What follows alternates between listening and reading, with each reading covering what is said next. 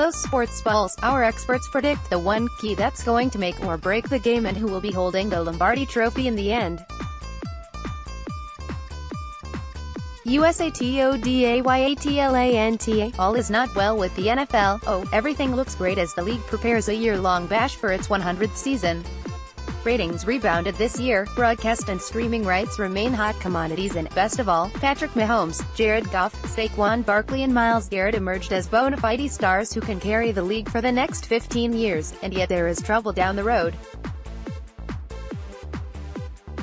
The current collective bargaining agreement expires in 2021, and the NFL and the Players' Union already seem to be posturing and preparing for another bruising battle. When a CBA comes near expiration, there's a limited number of options, DeMaurice Smith, executive director of the NFL Players Association, said this week. Everything other than renegotiating a new deal is a pretty tough option. You're going to have some type of work stoppage, either it's a strike or lockout. What you're hearing from players here is not so much us trying to predict what the owners are going to do as it's our job to prepare for wars that we hope we don't have to fight. NFLPA Executive Director DeMaurice Smith. Photo, Kirby, USA Today Sports. Let's be clear about this, there will be no winners in either a strike or lockout. Not the owners, not the players, and certainly not the fans. You know, the ones who make owners and league officials even richer than they already were by shelling out for tickets, jerseys, TV packages and whatever else the NFL dreams up.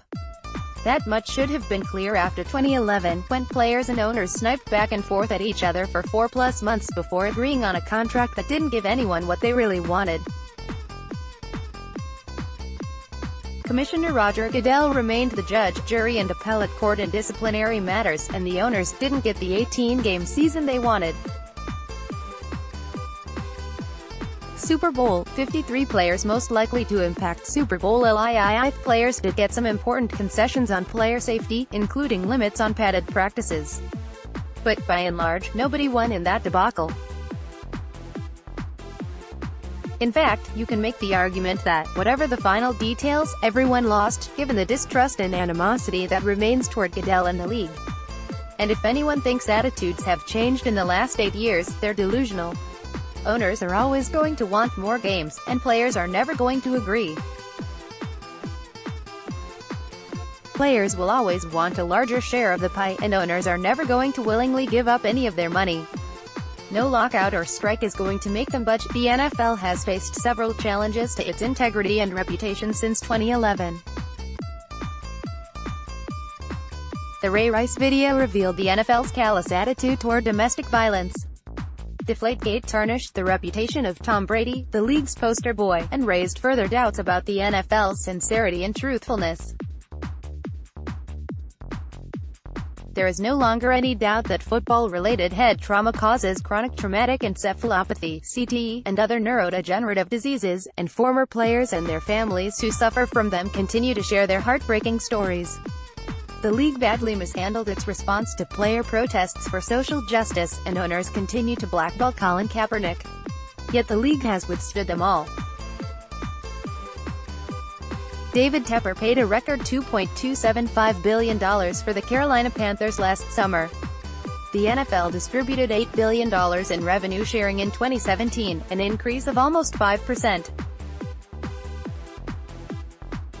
The AFC Championship game drew an average viewership of 53.9 million for CBS, while the NFC title game on Fox drew 44.08. Compare that with the almost 27 million viewers who watched the highest-rated, non-sports show of 2018, a This Is Us episode that aired after the Super Bowl, and you get an idea of just how boffo those numbers are. Scouting report, Super Bowl is ultimate battle of the minds. Rate the commercials, help Admeter pick the best Super Bowl ad. It's too soon to quantify the impact of the expansion of legalized gambling, but it's hard to imagine the NFL won't benefit. There has never been a better time to be part of the NFL as a fan, as a player, as a team or as a partner, Goodell said Wednesday in his annual address. Our game is getting better and better, and our engagement and popularity is unmatched in today's media landscape, all of which is true. But to think that the NFL will always ride this high, that it's immune to public anger and apathy, is as arrogant as it is ignorant. It might be hard to fathom a time when the NFL does not reign supreme, but I'm sure those involved in boxing and horse racing thought much the same in the 1930s and 40s. Owners and players alike would be wise to realize that, great as the NFL is, *its biggest threat comes from within*. Follow USA Today sports columnist Nancy Armour on Twitter @NRARmour.